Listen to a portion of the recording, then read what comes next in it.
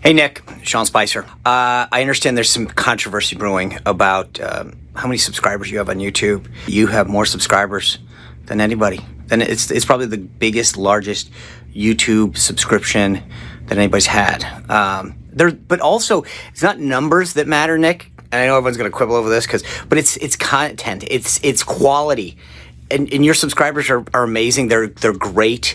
They're high quality subscribers, and that's really what you have to look at. Don't just focus on the numbers. I mean, if people are spewing a bunch of fake news, just don't get in the mud. They're amazing folks. Their engagement, the way that they like the videos. Anyway, I hope this puts this to the end. I hope that this controversy is over, and we know who the real YouTube subscriber champ is, and it's you, Nick.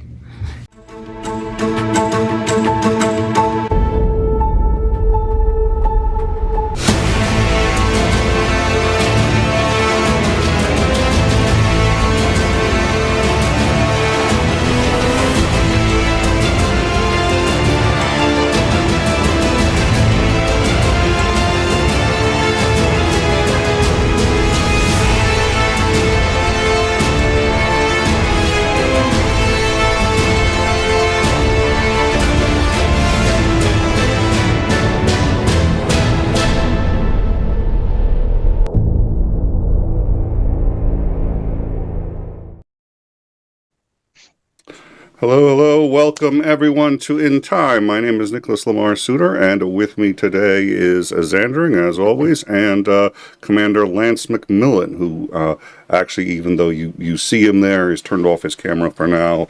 He's time traveling. Exactly.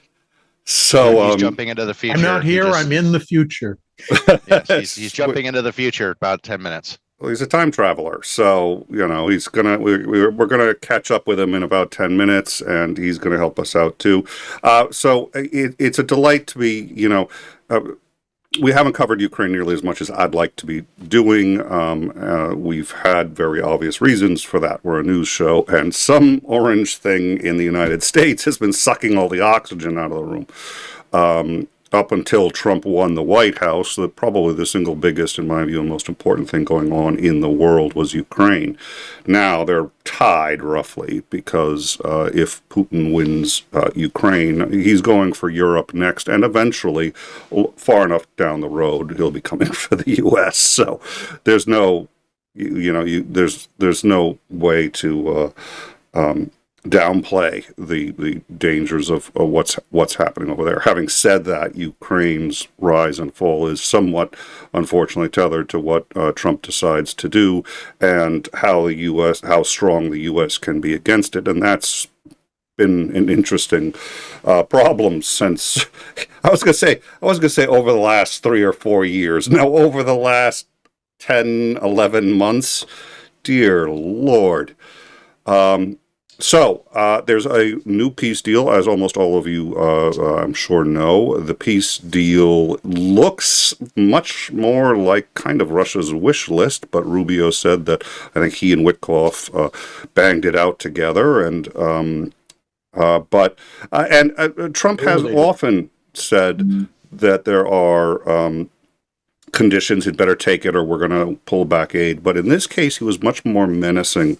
And this deal is different in the sense that Trump seems to have doubled down and quite seriously said, either Ukraine takes this deal or the U.S. pulls out everything, the intelligence, the support, everything. Now, this, I think, would be a catastrophic blow for Ukraine, but so would accepting the deal, which puts Zelenskyy in an extraordinarily unique problem. So in order to help us figure out if this is just another thing or what's going on and how serious or how worried we should be, we brought on our expert on Ukraine, the man we have on every time we have questions about Ukraine, Greg Terry. Greg, how are you? I'm doing great, Nick. Thank you for inviting me, and it's nice to see you here, '🡪 and watch a still of Commander McMillan. I should screenshot it and just you can put it into. Well, we've got his card actually, just for that reason. He has to concentrate. Look, so you can tell he's focused. He's projecting himself into the future. That's not a still. That's the actual live stream there. He's listening. Gotcha. He's listening He's intently. just very. Yes. He's so brilliant that he's thinking in such layers that it's actually in slow motion for the rest of us. I've got you. All right, so we have a lot of questions. I'd like to know how people in Ukraine are taking this deal. We were going to have on Lucy Hayes. Unfortunately, we had to reschedule that, but she lives in Poland, often spends huge swaths of time in Ukraine, and she was supposed to be on, I think, tomorrow or Thursday, but we're not going to be able to do that. We couldn't have her on earlier today, so we're trying to get the information we can. I'm hoping you can help us with that, too. What do we know about this new deal? Is it serious, and how is it affecting Ukraine and its decision-making ability right now? So I was listening to you before you brought me in, and you were mentioning a peace deal, correct? Yes. Yes, sir. Okay. Well, it's not a peace deal, because a peace deal would be between the two warring nations. Mm-hmm. So there is a contrived plan that was written in the Kremlin, then delivered via Stephen Witkoff, translated. This is all documented, and then delivered to the Ukrainian delegation. And I can go as deep as you want with this, but I will tell you I will tell you the reality is, it's going to come down to territory, and that's not going to happen. Okay, Russia's not going to be able to just steal the Donetsk Oblast through power. So that's first and foremost. And in this deal, they don't just want what they've taken, but also more. They get more than what they currently occupy. Is that correct? For free. For free. So yeah, okay. The most fortified areas like Kramatorsk and Slavyansk and Druzhkivka, Dobropilia. Fortification belt. Listen, So, okay. So I am right now. I'm going to give you some breaking news that I have yet to put out a video because I'm waiting on multiple confirmations, but I've got Russian confirmations. We've got the Bloomberg article, the transcripts. I want to actually hear the audio before I would make a video about it. I've also got 5 sources that have confirmed it in Ukraine, that we have leaked audio transcripts and recordings of conversations between Ushakov, Dmitriev, and Witkoff. Yep. Where basically they're laying out how to communicate with Donald Trump, how to stroke his ego, and confirming basically that this peace plan was written in Russia, in the Kremlin, delivered to Witkoff, and then basically to be adopted as the statement of the United States. So I don't want to go deep in that because I can't. Confirm it all, but it's rolling right now. If we get the audio, we will happily play it if it comes out during the show. If not, one of the other things we will do is I've got all of the transcripts, and it is Bloomberg that actually is reporting they have the audio. Yeah, I heard about this yesterday. So so we've got confirmations of it. I just want to I always like the next level because I can't afford, and I'm not talking about money or anything. I just can't afford to put out something and then have to retract it. That would be that level. I always want to be factual. You make a single mistake like that, people will hit you with it for 360 days at least. That big, because you're talking about Epstein level. Yeah. Okay. And this is what even Ukraine is writing right now, the analyst I follow. So who would have leaked this? Of course, Russia would have leaked this. And that would be to continue the play. So, all right, here's the deal. I covered it in my video earlier today. I did one video today because I was waiting for the facts, because there's so much media out there that we need to just ignore it. Wait, guys, only trust verified sources. If you're reading every article that comes out on every website or watching every news report that comes out, you are wasting your time because it's going to change. Wait for the updates. And the updates, really, to be as accurate as possible, are usually in that 4 to 5 to 6 p.m. Eastern, which puts us in the midnight, 1 a.m., 2 a.m. window where we can really conclude the facts of the day. So in a nutshell, peace plan is, peace deal, peace plan. For me, I don't even discuss that until we actually have conversations between the aggressor nation and the nation that's being invaded. Until then, it is a proposal from the United States, which obviously has roots at the bare minimum inside the Kremlin, delivered to the delegation in Switzerland. Now, Zelenskyy, I did not make any videos on this because I don't want to rock the boat. Ukraine dealing with its own corruption. And guys, if you're in here on this live, I'm laying it out for you now, even more than I've done on my own channel. But so this peace plan, peace proposal, whatever, delivered to Ukraine. Then it was modified from 28 points. 𝐒𝐬𝐜𝐴 coming back and reporting, we've got it from 28 down to 19 or 18. Ukraine's position has been heard. Then the Verkhovna Rada spoke, and that's Stefanchuk, who is the real big heavy-set guy. He's the Speaker of the House, basically, the Speaker of the Parliament in charge. He says, listen, you guys don't really understand, and this was a very good play on Ukraine's part. Anything that deals with property, war, boundary lines, the president can't sign it alone because we have a constitutional, a parliamentary presidential government. So, and Zelenskyy has said this multiple times, I can't give away land. I can't sign anything. Yeah. So it has to go through the Rada and it has to be voted on by the people. So you have all of these cards in play. While that's happening, Ukraine over the last 10 days going through this massive corruption scandal that's so close to Zelenskyy with his friends. Everybody thought 𝐒𝐬𝐜𝐴 was going to be dismissed and kicked out. They had a closed party meeting, and Umerov, the defense minister, is running away from Ukraine. He's escaping to America in his mansion. He's never coming back. Holy smoke. So that's all the rumors running around. So what does Zelenskyy do?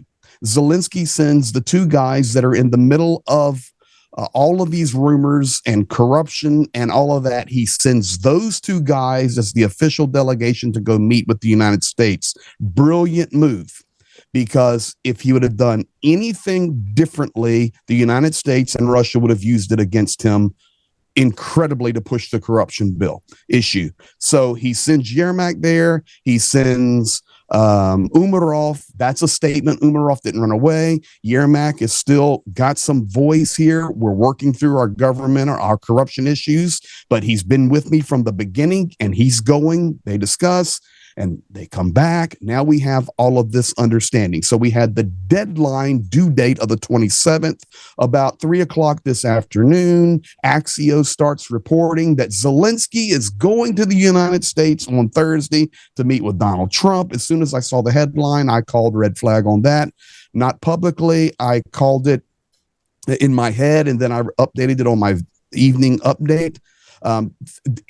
And not going to meet in Washington, D.C., but Zelenskyy was going to Mar-a-Lago, okay, to meet with Trump on Thanksgiving Day. Okay. Jeez. Yeah, guys. Okay, because Donald Trump gave the date of the 27th. So now even Trump on Air Force One talking with reporters, 27th is off the table. And after that, we then get this big tweet. And it's really interesting. We get the tweet from Donald Trump who says, and I quote, basically, well, I've got it right here. Forget that. Let me just make sure I don't. As you're doing that, I just want to make our audience aware that I am updating. We have found the Bloomberg article. Thank you, Titan, for finding that. We are putting that right now into the description, along with the latest video that Greg dropped about 4 hours ago. And you can also find those on our Discord. All right, let me find this tweet here. So I will read it to you. Over the past week, this was just hours ago. And what's interesting, you kind of just caught me out of, I'm trying to lay it out in the logical order. The Axios article came out. Ukraine's got, some better talking points now for this. While that's happening, Lavrov is speaking about, let me go back to Lavrov in a minute. We'll go to the Russian side in a minute. So Axios, Zelensky's going to Mar-a-Lago and all of this stuff. Guys, don't listen to anything. All these people want are clicks. All they want is you to read it. That's why we wait for facts. Yep. So then we have Donald Trump tweeting out a few hours ago over the past week, and I'm quoting here, "My team has made tremendous progress with respect to ending the war between Russia and Ukraine. A war that would have never started if I were president." Same rhetoric he repeats every day. Last month, 25,000 soldiers died. Okay, where's your proof? But regardless, the original 28-point peace plan, which was drafted by the United States. Everybody pay attention to me here now. Pay attention to me closely. Because you got me on a live now, Nick, so my brain's thinking logically and not like a prepared video. So, original 28-point peace plan, drafted by the United States, has been fine-tuned with additional input from both sides. Okay, both sides, that's Russia, that's Ukraine and the United States is what he is trying to say. And there are only a few remaining points of disagreement. So most people in the United States that are on the conservative side that follow Donald Trump on Truth Social, or even on the Democratic side, anywhere, because Republicans and Democrats over 50%, it's like 68% are for supporting Ukraine when you mix the numbers. Okay, I'm not talking about MAGA cult. I'm talking about conservatives and just your mainstream media has been right, saying this too, which this has been on every major news source I've seen, is Rubio coming out saying we've made good progress and we are a good, I'd say we've done some good things here that are going to work, is essentially what he said. Okay, the point being, people support Ukraine in America by an overwhelming majority. And when people read this that do not know the story or do not pay attention, they'll look at it and go, oh my gosh, he's got Russia and Ukraine only a few more points to agree on, but they don't understand the real picture here. He's talking about the Ukraine and the Americans talking about something to submit to the Kremlin. So now he says, in the hopes of finalizing this peace plan, I have directed my special envoy, Steve Witkoff, to meet with President Putin in Moscow, and at the same time, Secretary of the Army Dan Driscoll meeting with the Ukrainians. Okay. It was about an hour and a half later that the news started to drop of the leak of the audio and the transcript of Witkoff being a complete failure in delivering the Russian plan. This was perfect timing on the Russians for dropping it. Okay. Whoever dropped it, the timing was perfect after this tweet. So now we're hearing that Witkoff and Jared Kushner are going to Moscow. So we go back to Egypt 6-8 weeks ago, where Donald Trump says, he's just not qualified, but I just got a gut feeling that Witkoff's the right guy to talk to Vladimir Putin. We see how that has worked out. So here's where we're at now. He says, I will be briefed on all progress made along with his whole crew, J.D. Vance, Rubio, Hegseth, Susie Wiles, and listen closely. I look forward to hopefully meeting with President Zelenskyy and President Putin soon, but only, in all caps, when the deal to end this war is final, all caps, or in its final stages. Thank you for attention to this very important matter. Let's all hope that peace can be accomplished as soon as possible. So what do you think? Did the last part of that sound to you like I'm washing my hands of any involvement? 100%, sir. And not washing his hands as the United States will not continue to support Ukraine through the Pearl program. Okay, because when you get to the bottom line, he's making money. I don't know the answer to that. But for me, the way I read that instantly, it was like, okay, I've run up against a brick wall here, and I just cannot get Putin to move where I wanted him to move. Ukraine will not move. And the bottom line is Donald Trump nor anyone in his circle other than a little bit of Marco Rubio understand the internal workings between Russia and Ukraine. They have no concept of what they're dealing with. You will not strong arm Vladimir Putin. You will not strong arm Vladimir Zelenskyy. These guys are principled where they're standing.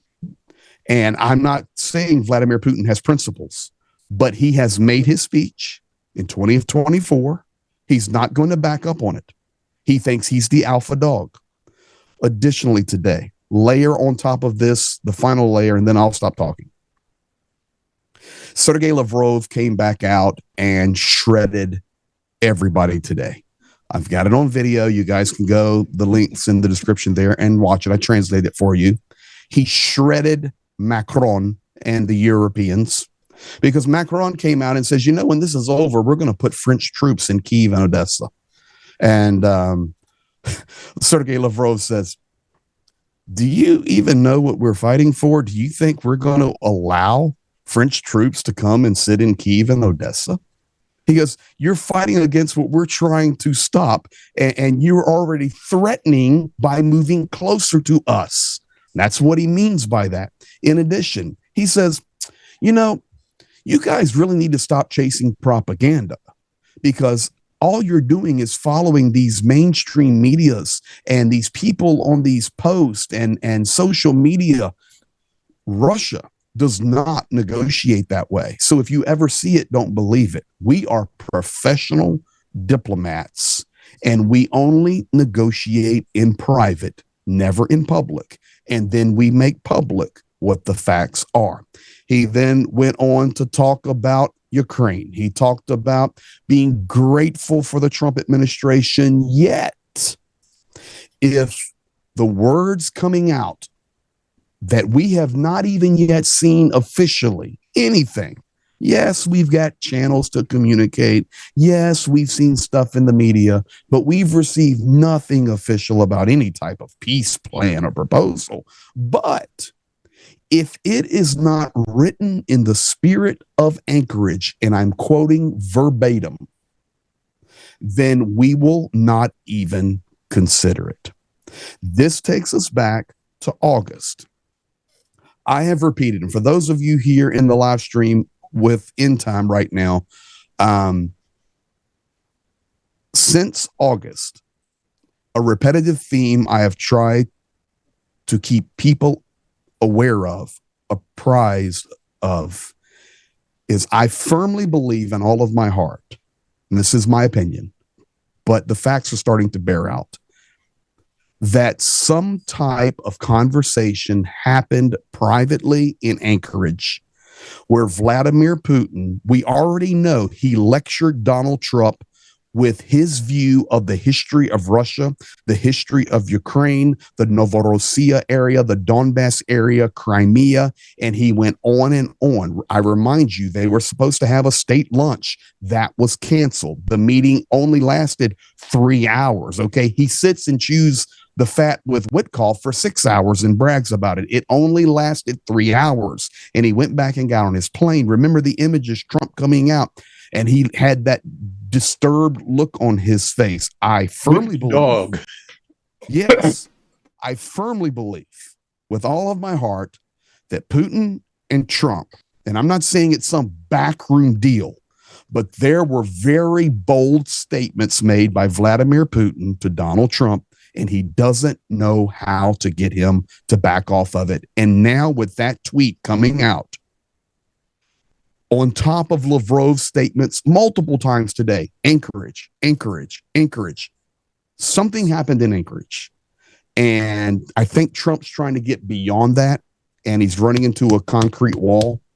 And because of that, we now have this peace plan over here. Well, you know, I've got to go to Thanksgiving. So when y'all have a final agreement, then we can have another meeting. Does this mean the U.S. is going to stop supporting Russia? Because people are already out on YouTube saying, oh, they're going to stop supporting. There's no more intelligence. Don't believe that. Wait for facts. You don't have facts. That's nothing but hearsay. Okay, Trump changes his mind like he changes his diaper about every 4 minutes. Okay, sorry, but I couldn't help that when I'm on Nick's channel. Yeah. So, opportunity to let your hair down. I couldn't help it. I let my hair down. But, and no disrespect meant to that.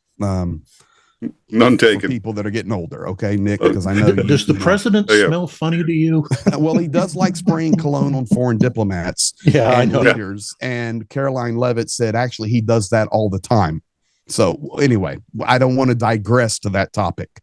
The bottom line is this. I really believe something happened in Anchorage. I think Lavrov and Russia keep confirming it. We have leaked audio. We have transcripts that it's looking more like every minute that Russia's communicating on the down low with Witkoff, funneling information to DC. We've heard it. We believe it, but now we're starting to actually get facts to prove it.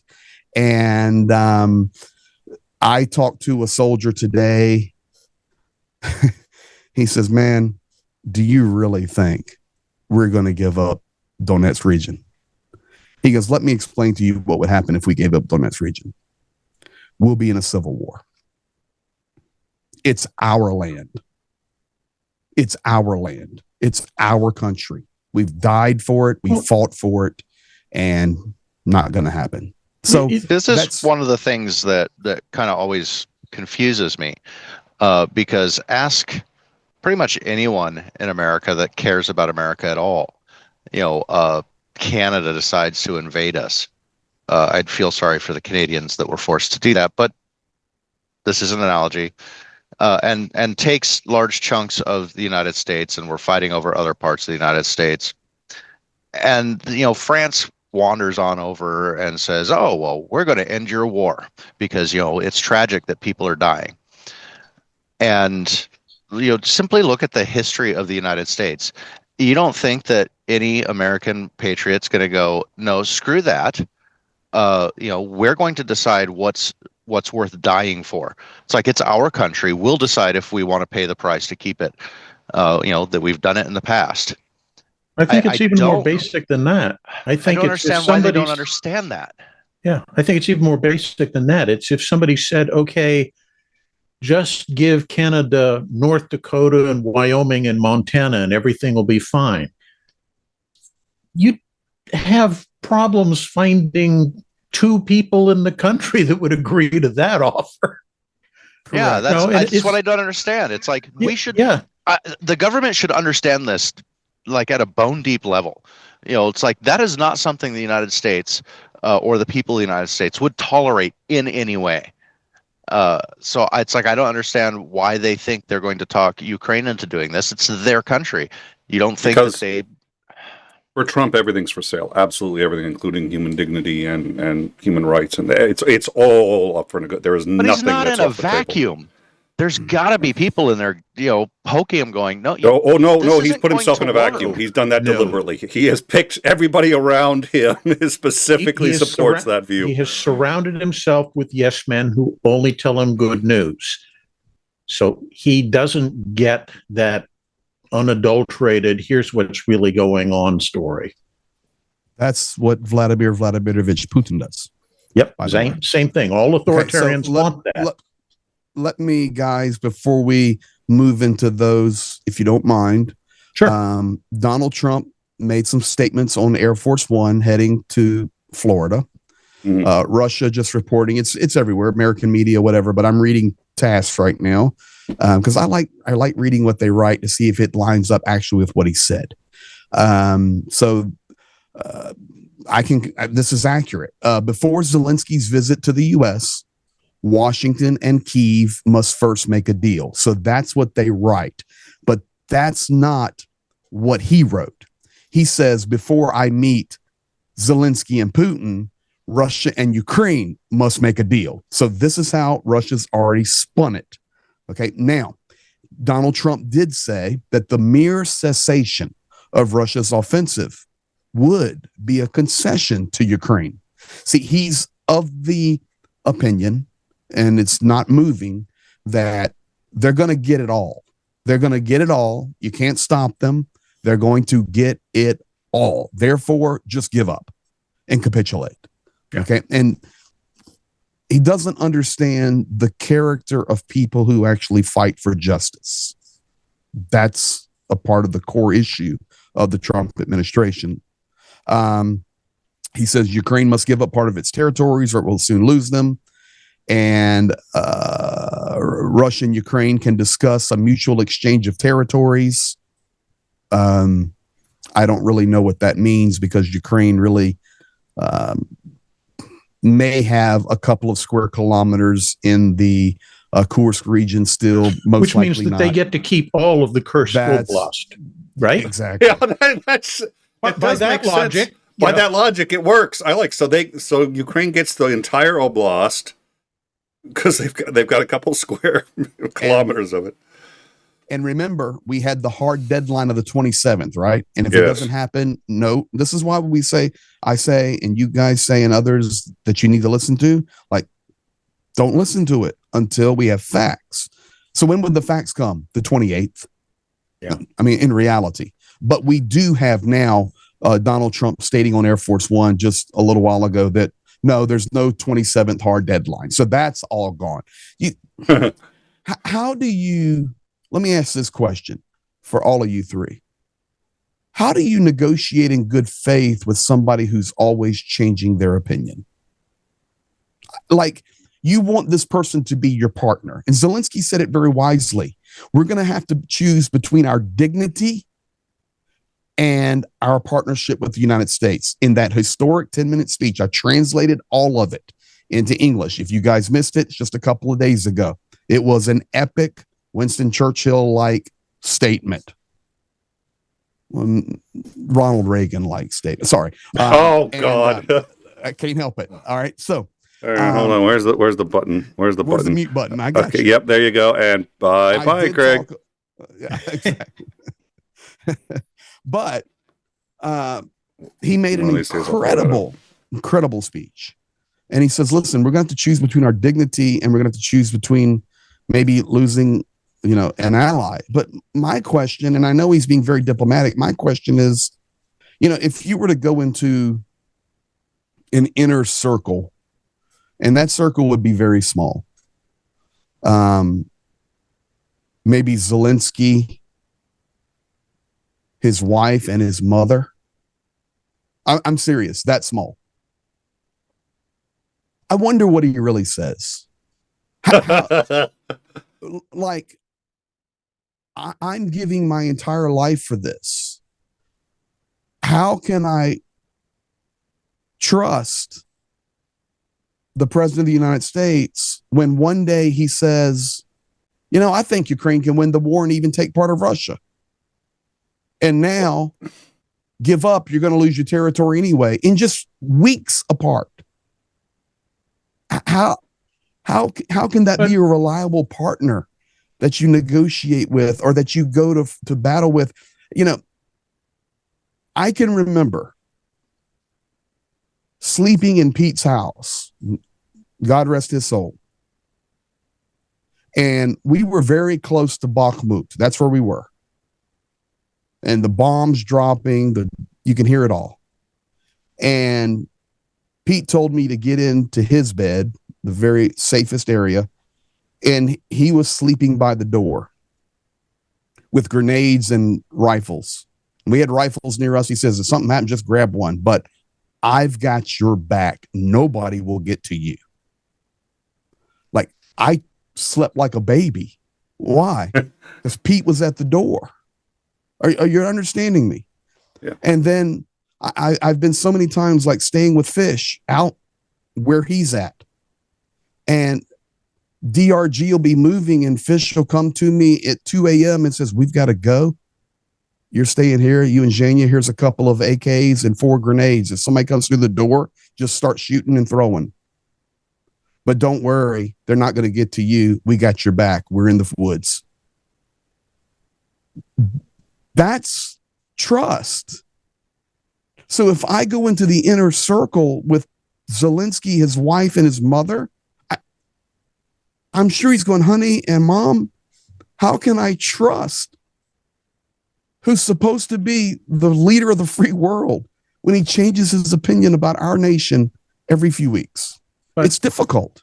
Yeah. I think, though, one of the things you need to understand is that's the model he has used, he being the Orange God King, his entire adult life, is to keep his competitors or the people he's trying to negotiate the deals with or whatever, to keep them completely off balance by never saying exactly what he means to say. Everything is constantly changing to keep them off balance. And I think he's trying to use the same tactic in the realm of diplomacy and international relations, and he doesn't understand that world does not work according to that model. And I think it legitimately mystifies him why it isn't working, because it's always worked for him before. Commander, obviously, let me ask you a question. Sorry, Nick. I was on. I know you had tooth work today, so I'm trying to save you work. Yes, I appreciate that. Before we went live, all Sandring wants him to do is just take medicine so he gets loony on us. But nobody would be able to tell the difference. It'd be like that's the same loony, dude. Yeah. Commander, let me ask you this question. He'll go so loony that he'll come back sane again. It's been tried. It's never worked. No, he'll go so loony that if I say anything about Reagan, he won't mute me. So there you go. It's an extension of the red-brown loop. Commander, let me ask you a question. Because there's a lot of rhetoric coming out right now, I'm watching live feeds. If the United States does any type of military operation against Venezuela, and I'm not talking about just something random in the Caribbean, attacking a small boat, but if we literally send planes in there and start dropping a few bombs, how much attention is going to go to that part of the world and be distracted away? I mean, everything's going to look right there because we just remember when we bombed Iran? It's the hot new news. Correct. And tragically, because Ukraine has been dragging on as long as it has, people have lost interest and don't really pay much attention to it anymore. Well, I don't want to chase conspiracy theories, but it sure does look like to me that DC is doing absolutely everything possible to distract the United States and the entire world from DC. And I'm not just talking about Epstein files. We're now hearing and reading, it's possibility he's going to be dropping Kash Patel and firing him. We know that Hegseth is an incompetent clown. Marjorie Taylor Greene went from wearing white coats and red hats and screaming as the number one cheerleader to resigning from Congress due to different principal positions and probably many other extenuating factors. And I don't know the facts, so I won't talk about them. But she'll be gone. And who would have thought that just 6 months ago? So we're turning the replays. It's almost as if whatever DC needs to do, and I'm not just saying Trump, I'm talking all of DC. Oh, yeah. Whatever needs to be done to distract away, it just seems that's what's happening right now. And that's why we see stories change, flip-flops, Israel, Iran. Now we're going Venezuela, crazy shock stories. I'm for Ukraine. You can win the war. I hate you, Ukraine. Russia's going to destroy you anyway. I mean, really? It's just my opinion. I do think Epstein is the major factor in that, but it's not the only one. And I think you're right. I think it's the level of incompetence of the clown car of unqualified morons that he appointed to cabinet positions who got those slots for one reason and one reason only: loyalty to him. And the incompetence was part of that equation, because he knows they can't invoke the 25th, because the moment Vance is in office, every one of those gets flushed down the toilet. So he's safe from that aspect. So we're pretty safe to say, lost my voice again, that we're not witnessing 4D chess. Sorry, I couldn't. Imagine for a moment 1D chess, if you can. That's a challenge that he's still trying to overcome. Then subtract one dimension from that 1D chess. You know, it's really interesting when you give that what reference is this there. chess you speak of? You know, arguably one of the greatest chess players in the history of the world, Garry Kasparov, who is Russian. He was yesterday speaking, and I may put this out tomorrow in an update. And he says, you know, I'm Russian by birth, and I'm just so sorry for what our nation is doing. And he's so pro-Ukraine, you know, it's crazy. But if you're talking about a chess master, you have to look at somebody like a Kasparov. And he had this like 4-minute clip where he is absolutely laying out layer by layer by layer by layer by layer of what the problems are globally and how it's all connected together. It was brilliant. And I saw it and I said, holy moly. And I think even somebody had shared it. I saw it because somebody had shared it, and I checked their account. They had like 200 followers, like on Twitter or something. But then, because I followed Jake Bro, he had commented on it, and all he said was, "Thank you for sharing." And I said, "Okay, what is this video?" So then I watched it, and I was like, holy moly. And I sent it straight to Gertis because he loves listening to Kasparov. And I said, have you heard this? He goes, no. And I mean, so I've got that queued up to potentially drop tomorrow. No, I would agree with that assessment, because more and more, I don't think Trump is necessarily the problem. I think he is a symptom of a much larger series of problems. I completely agree with that. And that's not defending him or anything. It's just telling you the problem is much larger. Yeah. Agreed. Well, and this kind of situation confuses me a little bit, because I am by no means, a foreign expert, foreign policy expert. I'm still trying to wrap my mind about all the different things the United States and the different reasons for doing those things, because on the surface they don't seem like they're in our interest, but they've got to be getting something out of it. So I guess I'd like to get both of your opinions on this, because I've believed this from kind of the start, and it's a little late now. It's never going to happen. It's, time's well past for any of this. But, when Russia initially invaded, they came in on very straight roads and very long columns. The United States had agreements. Granted, I guess, they tried to downplay them. They're very tentative. They weren't guarantees.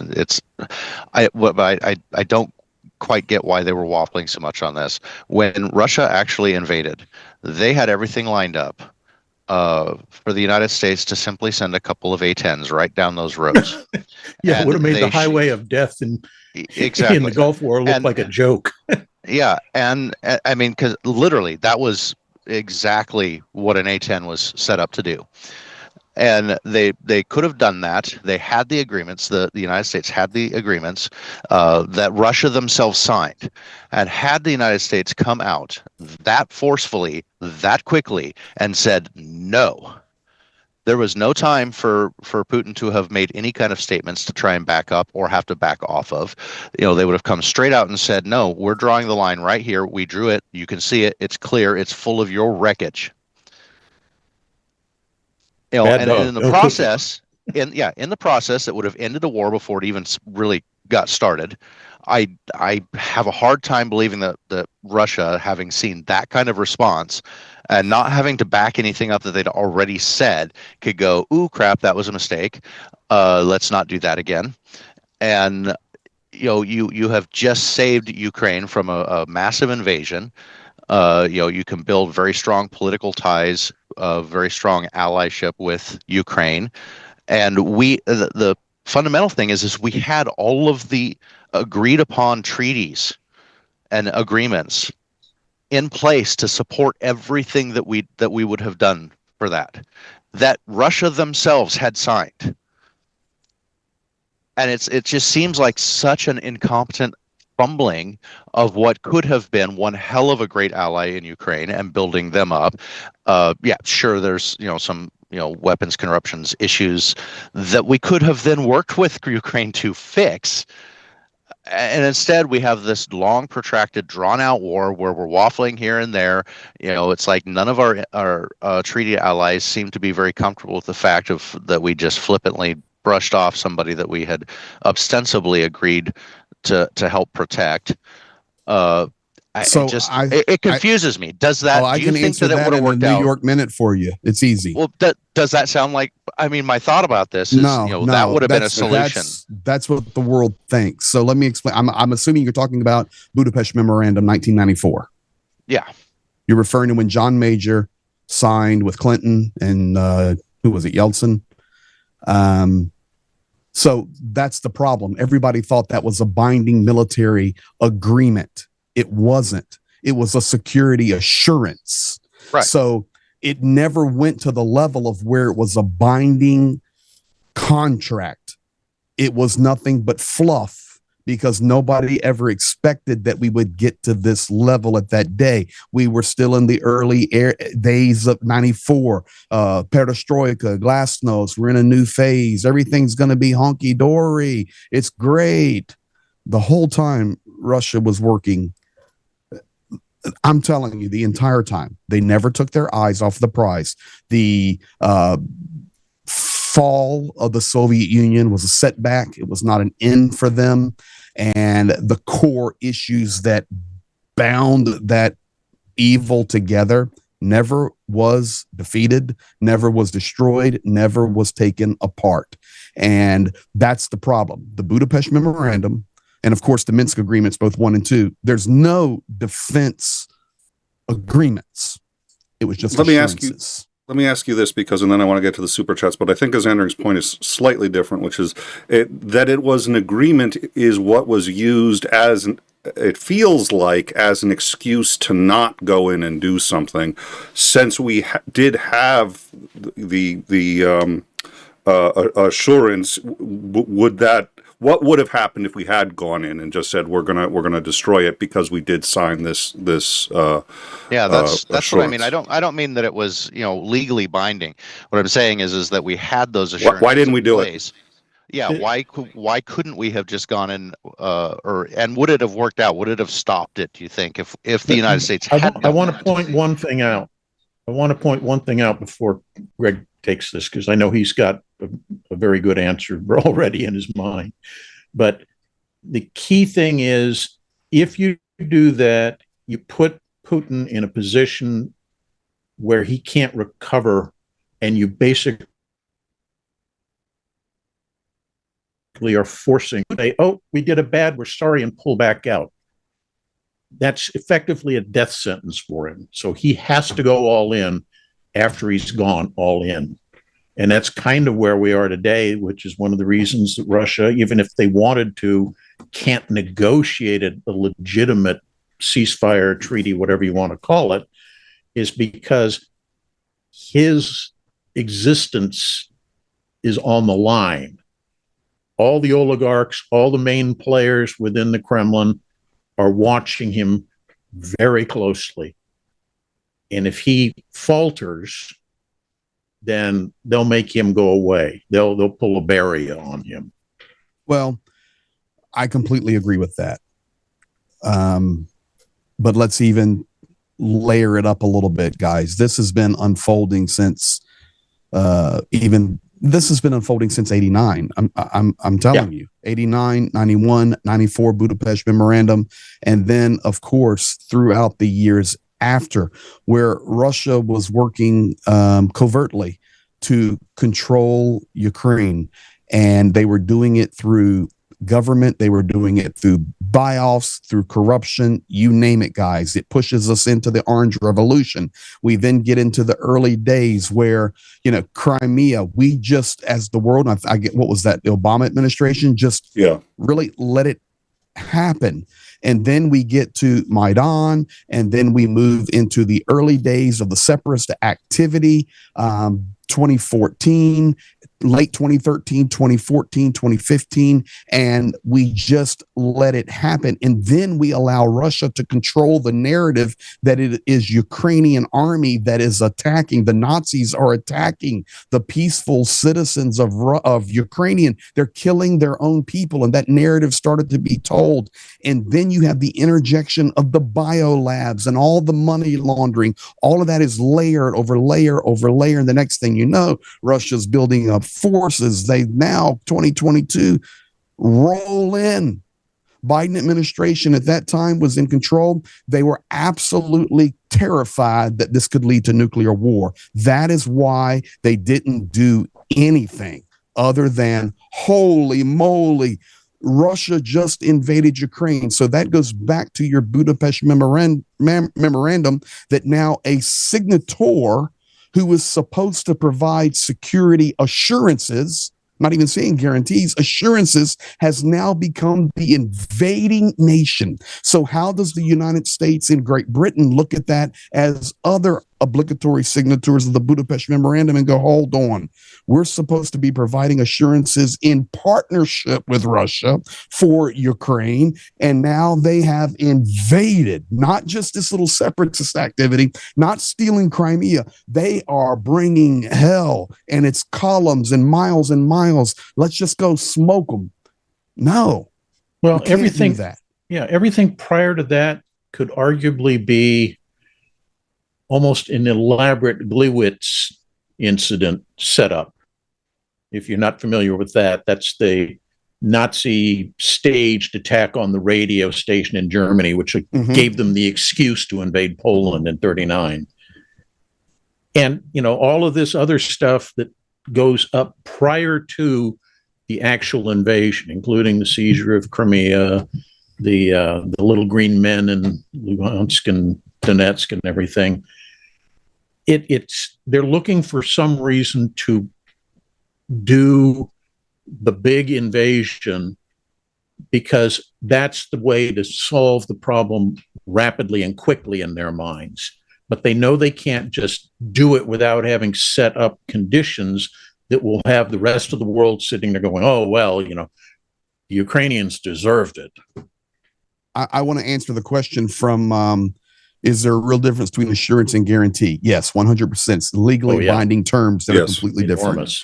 Okay, huge difference. Now I'm going to drop my opinion.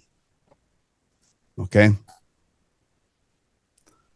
I believe that in my heart of hearts that the European Union, the United States were not really caught off guard. Of course, we knew. I mean, it was on mainstream news. There's 500,000 Russian troops on the border. There's 6,000 tanks. I wonder what they're going to do. The buildup was transparent. Okay. I believe that the United States and even members of the European Union thought that Ukraine would capitulate in 3 to 7 days. And they did not want to risk World War III on a nation that was going to be overran and collapse from that Russian war machine. That's what I really believe. I've never told anybody, this is the first time. They thought they were going to absolutely capitulate. And my God, we just sent in bombers to roll, and they were going to roll Ukraine anyway. Now we've really started World War III. So that, in my opinion, is why. And then the world started seeing the spirit and the courage of Ukrainians. Do I have to remind you that it was grandmas and grandpas building Molotov cocktails in their basements, that it was farmers with their tractors dragging tanks out of their fields, that it was people sweeping at anything they could grab to throw at Russian soldiers? That shook the world when they saw, holy moly, Ukraine's going to fight, and Ukraine rallied. That nation responded like nutso and held back that first initial wave. Yeah. I remind you, they then had a massive counteroffensive and pushed Russia way back. Yeah. And then we've went into this stalemate phase, if that's and technology development and robotics and AI, and the war lines haven't really moved. Yes, we've lost Bakhmut. We should have never lost Avdiivka. It happened because of a rotation. We're having similar problems in Pokrovsk. And yes, Russian soldiers are overwhelming. Yes, they're very good with drones. Yes, they have air superiority, but Ukraine is an incredible defensive position with home field advantage, who equally are moving in technology with drones and longer range missiles, and just needs the morale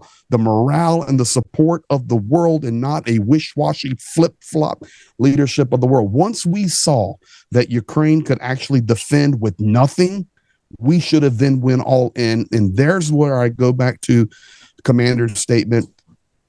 Vladimir Putin is all in. Yep. He doesn't have to worry about re-election. He doesn't care about re-election. Donald Trump will be in office for 3 more years. We're going to have an incredible election season moving into next fall, where there's probably going to be a tremendous blue wave and then a lame duck president. Okay? And Vladimir Putin says, hey, no problem. I'll still be here. Yeah. Xi Jinping is all in. Rocket Boy is all in. Well, and all of them. We had asked Commander once, why don't they just blow up the Kursk bridge, and then you can go and just wipe out everybody. I'm sorry, Kerch. Kerch, is that correct? Yeah, but you know what? The Kerch is already. By the way, Broadcast Cat, I love you, and I'm giving you a shout out. I didn't say the UK. I said the EU. Last time I checked, UK's not in the EU with that Brexit. You know me being a historic guy. But I wanted to draw. What I want to point out real quick is, you had said don't blow it up because you have to let your enemy have a place to retreat to. The last thing you want is a person who's cornered, who's got no options because they're capable of anything. And it seems to me that of all the people that Greg just mentioned, that's where they're at. They're at, like Putin, Kim Jong-un. There's no real room to negotiate or error there. So, and because they have their fingers on the button, it's sort of like the last thing you want to do is put them in a position where they have nothing to gain, because they already have nothing to lose. But please, Commander. I was going to say, there's an interesting historical analogy to draw here. And it's what happens with Britain after the fall of France in 1940. And Churchill it's not even Churchill, he hasn't become PM yet. They're calling and constantly trying to get America to come in, to give them aid, etc. Lend-lease without knowing that it's going to be lend-lease. They want aid to keep the fight going. And FDR and most of his senior cabinet officials who were advising him basically said, yeah, but the last thing we want to do is send a bunch of stuff to England and France and then have them surrender the Germans, who get to take all the toys we sent. So after France fell, Churchill needed to do something to demonstrate to the U.S. that they were serious, that they were all in, they were not going to surrender. And that's where you get attacked by the British fleet on the French fleet at Mercer-Quilbert. Everybody likes to say it was because we wanted to ensure the French fleet wasn't going to fall into the German hands. They already knew that wasn't going to happen. But by making an attack on a former ally who literally like a week ago had been your ally and been fighting alongside you, killing a bunch of their sailors and sinking a bunch of their ships, it was all the proof that the U.S. needed, that the British are serious, that they're in this for the long haul. They're not going to give up. And I think your comment earlier, Greg, is right on the money. We needed to see that Ukraine wasn't going to collapse in that first week, like everybody was saying was a distinct possibility. And when they showed the world that they were going to stand up and fight, and it was very much a national survival fight, that's when everybody decided, yeah, we can get behind this. We can help them. Well, let me quickly read a couple super chats because I'm behind on those, and I want to make sure that we get that. So, Dunk on You, $20. Slava Ukraini, this is going to be great. Please like and subscribe. Don't be discouraged. President Zelenskyy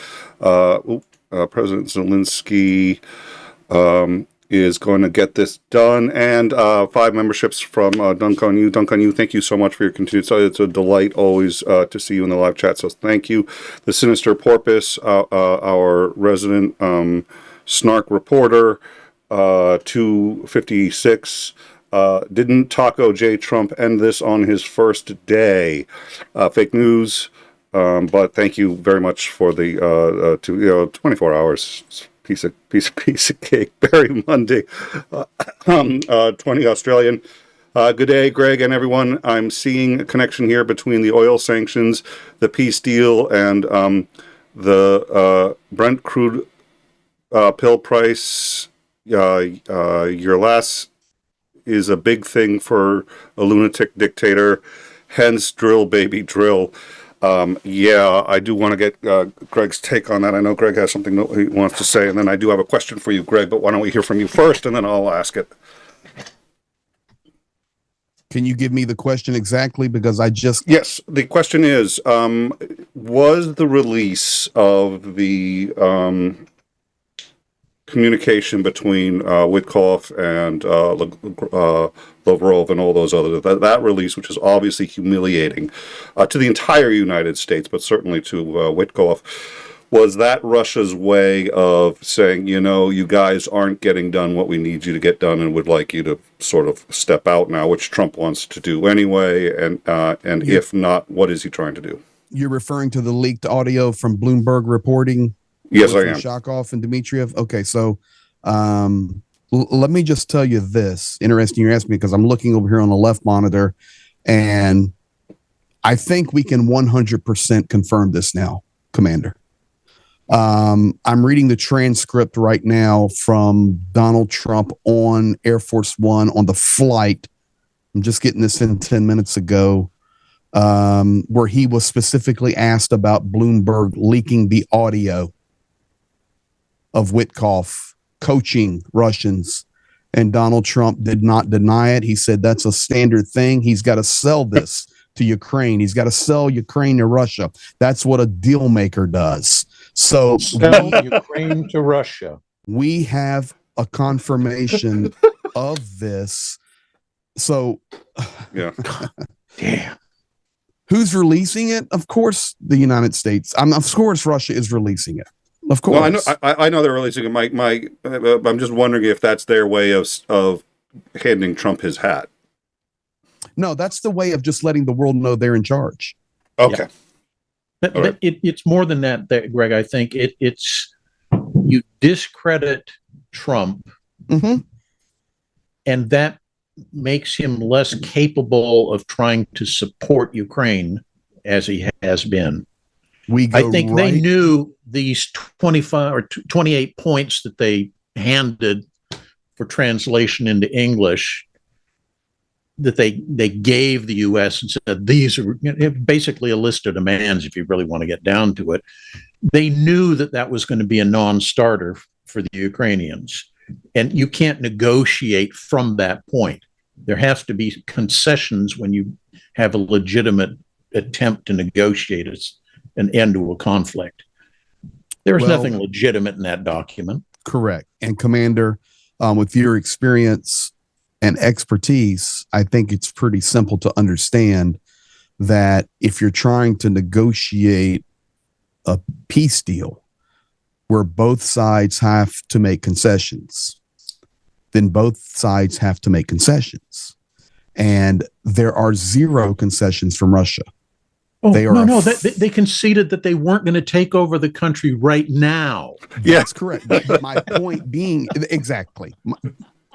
Confirmation that it's not real. I go straight back now. Zelenskyy talking to his wife and mother. What in the heck am I supposed to do? How do I deal with this?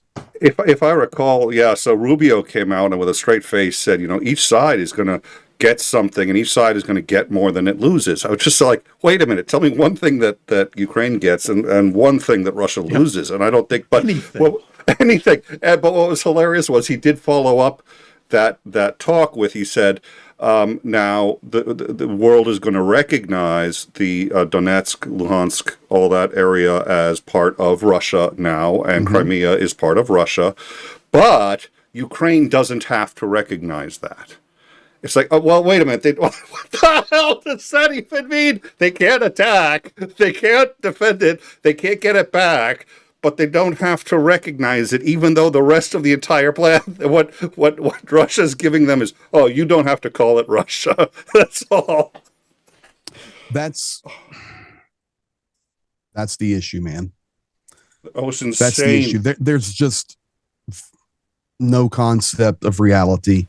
Reality is what these soldiers are facing on the front line every day. Reality is what Ukraine has lost. Reality is a building being blown to smithereens in Ternopil and 36 people killed, 6 evaporated. Sorry, guys, I'm just going to tell you straight truth. They'll never find those 6. They're gone. They were evaporated. 36 additionals killed, 6 children in that number of 36, 94 wounded, and they're making concessions. Well, I guess my kind of my last question in 2 parts. Well, technically, I guess my last 2 questions.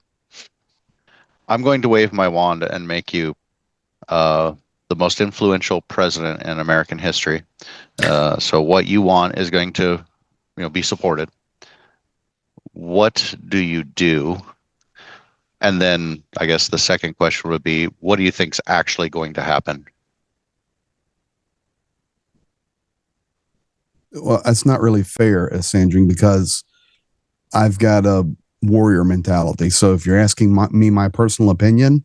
Yes, your personal opinion. What would you do if you had the reins of power and you had, the support? I'd already be on an airplane. I would already be on an airplane to Moscow. And people are going to go, what? You're going to Moscow? Oh, yeah. I'm going to Moscow. Not intending to land. I'm walking right into the Kremlin, and I'm going to say, you take your army home. You've got 1 week. And if you don't, we're bringing hell. And that's it. It's all you've got to do. You can't do it through social media. You can't do it through a press conference. You can't do it in a summit. I'm going right into your office, and I'm going to tell you to your face, you got 1 week. And doing it in his office is key. That's it. You're not coming to my house. I'm going to your house, and I'm going right to your table, and I'm going to tell you, take your tanks and go home, because if you don't, hell's coming. You got 7 days. And these borders are going back to what was agreed upon in 1991, like it or lump it. And you're going to rebuild this nation that you have leveled to the ground. Well, where are we going to get the money from? I don't care where you get the money from. It's going to happen. That's my personality. And people go, oh, you're nuts. You'd never do. Baloney. I go into the war zone in Ukraine all the time. What are you afraid of? Oh, I know you well enough to know I know you well enough to know both things are true. You absolutely would do that, but you're also nuts. A little bit. I'd be a little more incremental, but yeah, I'd be more incremental. Commander, I would be incremental if we were in day 1, day 10, day 30. Yeah. We're pushing 4 years. Enough's enough. Yeah. Enough's enough. No, I totally agree with you. No, listen, the only thing that will back Putin down is you've got to go into his house. This is why the Ukrainians are always saying, All right, and we'll take you deeper into Ukrainian understanding. Zelenskyy said 18 months ago, if you will just help us, supply us, we can defeat Putin because we know how to defeat Putin and the Kremlin. You do not know how to defeat Kremlin, obviously, but we know how. How do you defeat them? By destroying them 3 ways: militarily, economically, and intrinsically inside that hellhole that is the Kremlin. That is what has to happen. Zelenskyy knows it. Ukrainians know it. Even if the Ukrainians are fighting and disagreeing, Poroshenko and Zelenskyy, for example, but both of those guys know that that is how you defeat Vladimir Putin. You do not negotiate with him. You do not coerce him. You do not promise him things. You smack him in the face because that's what he's doing to you. So I think as Andrew's question was to both of you, I do want to hear Commander's incremental approach, and then the next question is, what do you think is really going to happen? And then I had I think a final question if I can remember it, but we'll Commander Magic Wand is Andrew's evil magic wand that he brings out for hypotheticals, which I know you love. Well, I'd start with no-fly and probably naval blockade. And I'd say, and we're doing here what we did preparatory to Desert Storm. We're essentially doing Desert Shield to give ourselves time to get logistics in place to do what needs to be done. You have basically 30 days because that's what it takes to move that volume of force to make that threat real. You've got 30 days to get your ass in order and get the hell out, or it's going to get really ugly really quickly. I concur with that. That's realistic. I think one thing that could be controlled quicker and is, okay, so you can put a statement out, and even with technology on that, you're going to have skirmishes on the front. You're going to have different things happening, some drones flying. But there's one thing that can be stopped immediately. There cannot be another launch of a ballistic cruise or Kinjal missile. That is absolutely controllable instantly. Yeah. And I think that's what you're referring to as in we close the skies, protect the skies. I completely agree with that at this point, because nobody's walking into Putin's office. I mean, I'll be happy to if I could go with Witkoff, the conversation will be different, but that's something that's realistic. Is it going to happen? I don't think so. Not for the foreseeable future. I don't think anything changes, and that this is answering your question now, until winter's over. Russia's and I don't know what's going to happen then. If I knew, I would be some kind of guy selling snake oil. I don't know, but I know what Ukrainian soldiers say. I can look at the facts of what is happening. I can see that there's no real global leadership trying. We've got different European leaders, UK, US has done things at different times, but we just don't have that. There's no solid individual country in Europe that's powerful enough to assume the vacuum we have created. Agreed. Russia might have been able to, but they basically exhausted themselves in this pointless idiocy. I think the Chinese are hoping to, but I think they're at a loss of how to do it because they've been off the world stage for so damn long. Well, and I don't want to go here because I'm very familiar with it, but it's a different topic and different can of worms we don't want to open right now. But all these nations have other interests that they want to accomplish. United States included, China with Taiwan, Iran is not done, guys. You've not heard the last from Iran. We're seeing what's happening with Venezuela. We're seeing intrinsically with the political chaos within our own country and the loss of due process and checks and balances in the government. And on top of all of this, we've got the worst war since World War II. Maybe the worst war ever. And I don't say that just by counting loss of life, because it's not to the number yet of World War II or World War I, but the technology combined with, we basically have trench warfare with World War I. We have Ukrainians and Russians both laying right now in water in trenches. That's a fact. We also have the artillery, which is less now, but still heavy. We have aircraft, we have missiles, we have bombs, and then you put on top of that technology. Come here, son. By the way, guys, let's look at a state semifinalist here. So for those of you that are in my Discord, my son is a team captain for his football team, and we're in the state semifinals. Mm-hmm. So guys on my Discord, I've been updating that. So this is one of the studs here. We got a tough game Friday, though, don't we? Mm-hmm. Congratulations, sir, and thank you very much for saying hi. It's a pleasure to meet you, sir. That's what I would say, Nick, because he's strong as an ox, dude. I mess with him, then I can wear him out, but it's not true. He would throw me through a wall. I'm a proud dad. We're in the state semifinals. Repeat after me. Football been very, very good to me. Yes. Barry Mundy, the 2 Australian Saudis involved too, sounds pretty oily to me. Yeah, well, I did want to, as we start to wrap this up, some good news. Russia has sold 57% of the gold reserves in the I forget which banking system it is, but they have a separate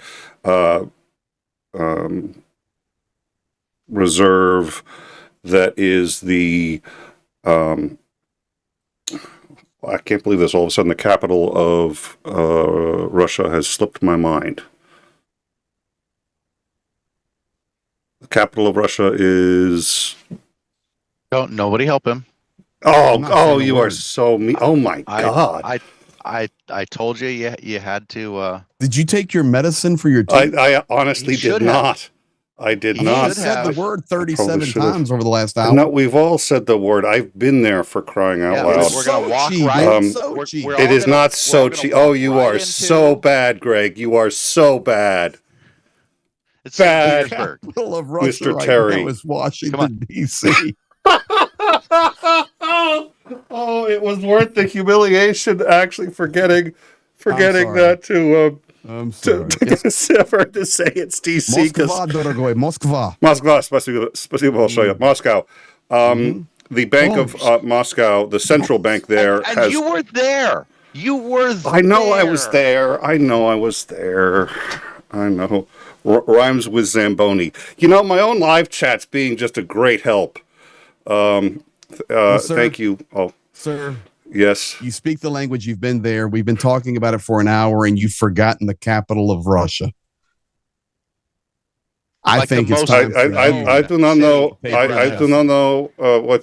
No hablo inglés. That people know in Russia.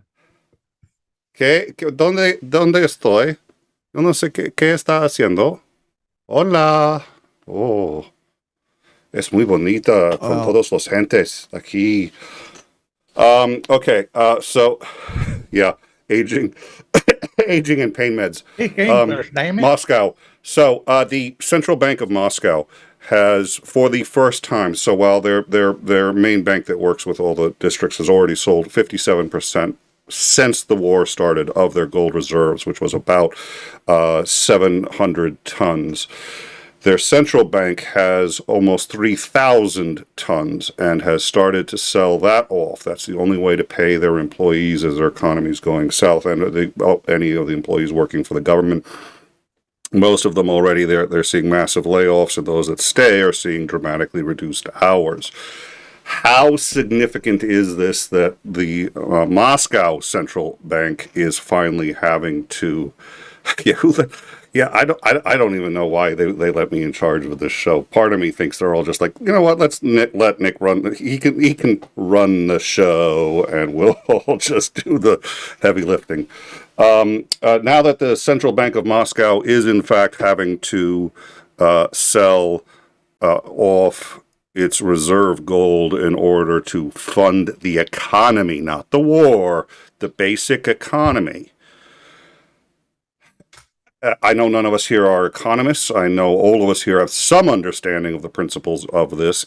Is this a good sign? And if so, how good? And what are we looking for in terms of the continued attack on the economy that hopefully the U.S. will keep up, because I think we're a significant part of it. Curtis did a good video on that either yesterday or the day before about how hard hit the economy truly is right now.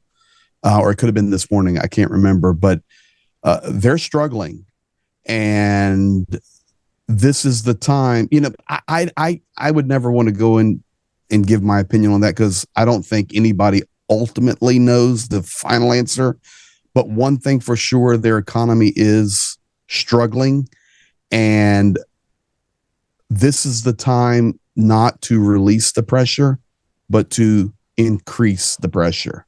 Once again, I refer you back to Zelensky's statement. Russia has to be defeated in a multi-layered way, and a part of that is economic. So you can't just look at the front line. That's what I'm trying to say.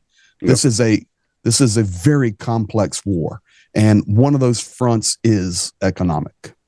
So that's what I'll say. It for sure is having an effect. When the main plant for refurbishing tanks has had to go from a 3-shift to a 2-shift and reduce the number of people in each shift, simply because they can't afford to pay them and keep the factory open that long during a day. That tells you things are getting tough. 100%. Does one need tanks in the war? Out all of the civilian production, too. Yeah, absolutely. Yes. And I assume tanks are important in a war. Just it's the Mets talking again. Not as important as they used to be, considering this has turned into mostly an infantry artillery war at this point. But it's still, they perform an important function. Yeah, and we talk about this a lot. It's a drone war and technology war. Yeah, but that's easy to talk about when you're outside of the war zone. When you get there, tanks are still rolling, artillery is still flying, and you layer on top of that it's a most super devastating weird layer is the drones. I mean, it's that's such just a weird one juxtaposition. Yeah, that's just the one metric we have from that specific case of the tank factory. But it's got to be indicative of problems across the board in the economy. Agreed. All right. A juxtaposition to go back to World War I trench warfare, along with fairly advanced drone weaponry and uses of drones. Sandring, let me tell you something. Fairly advanced, bro. It's unbelievable, the warfare and the technology that both Ukraine and Russia are unleashing. And we've been going an hour and a half, so we can stop there. You have to remember there's a huge learning curve that the rest of the world is catching up. Oh, yeah. And unfortunately, using this war to catch up. It's sad, but it's a fact. Well, I'll simply say, after this is all done, Ukrainian junior officers and senior NCOs have great futures as consultants to virtually every other military around the globe. You got that right. You got that right. I'm really concerned, man. It's tough. Yeah. It's tough. All right, 10 Canadian from Mitch Anderson. Nick always finds a way to make everyone else look good. Nice guy, that Nick. LOL. Well, thank you. Yes, that's what that was. I think we can all agree that's exactly what was going on there. All right, well, thank you so much for joining us, Greg. As always, it's been an absolute pleasure. We love having Greg on. I think he fits in here nicely. And yeah, it's very nice, Nick. Thank you for that, for the invitation. I'm planning to have Georgie on here in a few days. Also going to have, I think Saturday, a soldier on. We'll be talking about the front. A lot of things happening. And if I don't get the opportunity, those in here watching now, and if you're an American, first of all, happy Thanksgiving to you. This week is Thanksgiving. If you're not an American, happy Thanksgiving to you as well. And be thankful for what you have, because it can be a lot worse. Trust me. Yep. You're sleeping peacefully tonight.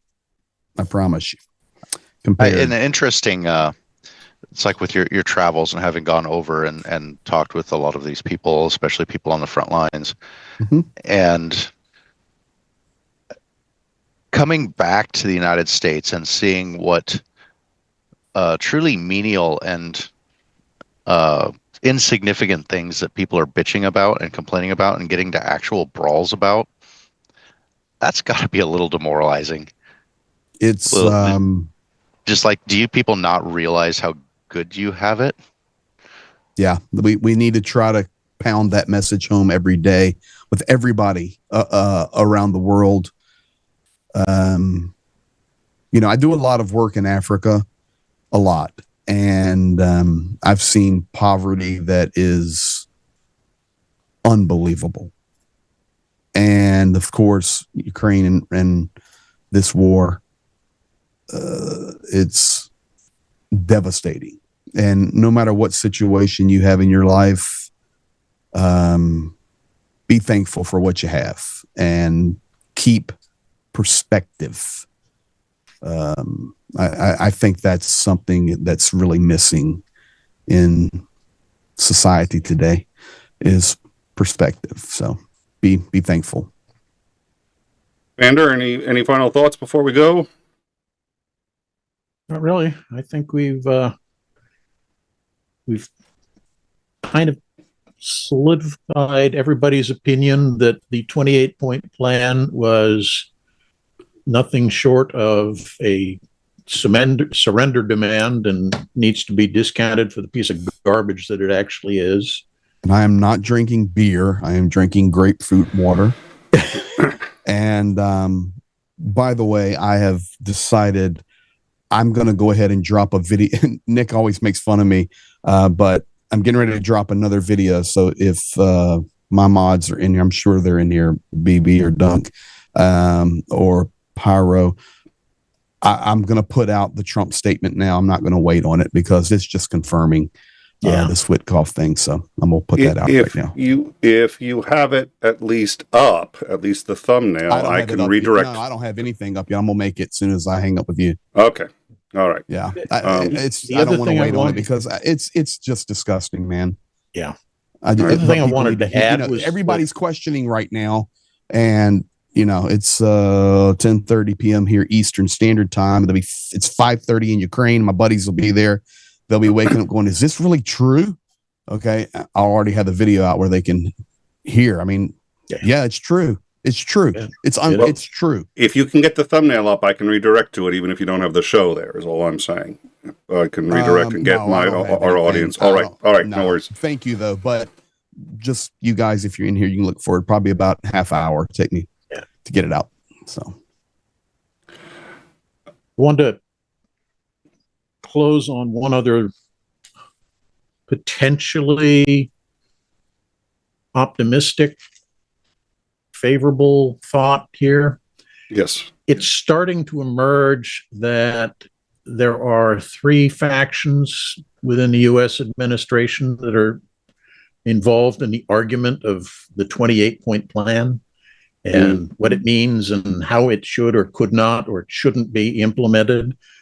And that shows that, there are people that, even though the official marching order is probably, oh no, this is what the Donald wants, are basically saying the Donald has his head shoved up a very smelly dark hole at the moment, and maybe we should try to educate him on something else, because the factions are fighting each other, and that's always good news for sane minds. It is. It's nice to see when you have almost a mass of incompetence together, it almost starts to form a black hole and implode. It's a weird thing, but I've seen it actually employed as a tactic before. Xandring, any final thoughts before we go? Yeah, I've got one small short story that I think is really on brand with our channel and deep, meaningful for everyone. Dear Lord. So I've been sitting here at the truck stop all day because I ran out of hours, and they've got a really cool watch shop inside, and they've got like 300 different kinds of styles of watches, everything. They got some really cool old watches, really expensive. I have no idea why they put it in a truck stop, but since I was bored waiting for our show today, and instead of doing meaningful, research into what's actually going on in Ukraine right now, I bought a whole bunch of their cheaper wristwatches and came out to the truck, and I strung them all together. Decided to make a belt. It was a waste of time. Oh.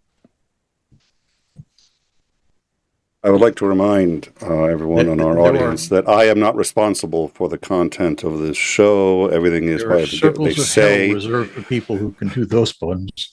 People who they are responsible for their own actions on this show, and I've never met this person until like 10 minutes before we went live. I have no idea who he is. Thank you all for joining us, and we look forward to seeing you. Wait a second. Yes, sir. Do I get my closing statement? I thought I gave you a closing statement. Well, yeah, but Greg gets two because he's so much more profound than us. I got to go. I got to put another video out. But okay. You started speaking Spanish on me. You started speaking Spanish on me. I can speak Spanish, but once I flip into Russian, I struggle. Sí, es difícil porque sí, all right, so, all right, go ahead and do your stuff. So I'm getting ready to drop it on you. I have a team. All right, come here. Don't mess with my Spanish, brother. Oh no. Go ahead and drop some Spanish on them. Hola a todos, gracias por mirar este video. Por favor, pon un like y subscribe y gracias. Por in time. Sí, muchas gracias. Muchas gracias. Por in time. Gracias a mirar. See, I agree with every. Yeah, I know. Jesus, you have an army. This is not fair. No wonder people are like, don't ever debate Greg. You're going to lose. Yeah, it's because the debate is supposed to be one-on-one, not one on like everybody named Terry. You're debating literally the Terrys. I can keep the rednecks coming, brother. I noticed. That was actually really good Spanish, too. That was really good. Awesome hour. Any of them speak Urdu? Yeah, I would have to figure out something they don't speak. But I've got a good friend that does. So see? My great plan foiled again. That's cheating. I didn't know you could bring like friends along for this. This is the next time you come on, I'm gonna have like a whole backup team. All right. Well, thank you all for joining us. Please do like, subscribe, and share. And we look forward to seeing you. Our next scheduled show would have been on Thanksgiving. We're not going to be doing that show. Keep an eye on our Discord. We'll be keeping updates on any of the stories we're following, breaking, so on and so forth. And we will let you know as our schedule sort of reforms after the holiday festivities. Thank you, Greg, Commander, and Xandring. Thank you, everyone, for joining us. Thank you to all the mods. That would be that random guy in the truck stop. Yeah. I just this strange old looking guy with quite a lot of white in his hair, a little portly, just walked up and slid me $100 bills and said, "Hey, we need more people for the show. So how's your history in Ukrainian?" And I'm like, "Don't know a thing." And he's like, "Hired." Hired. It makes me It's like I only need to. That's the thing is, I only need to study for about 5 or 10 minutes because I know Xander hasn't studied at all. So I could just bring out and if I can get that to last 30, that's just perfect. All right, thank you all for joining us, and we will join us on the Discord, and we'll catch up with you all when we get our schedule together. Good night.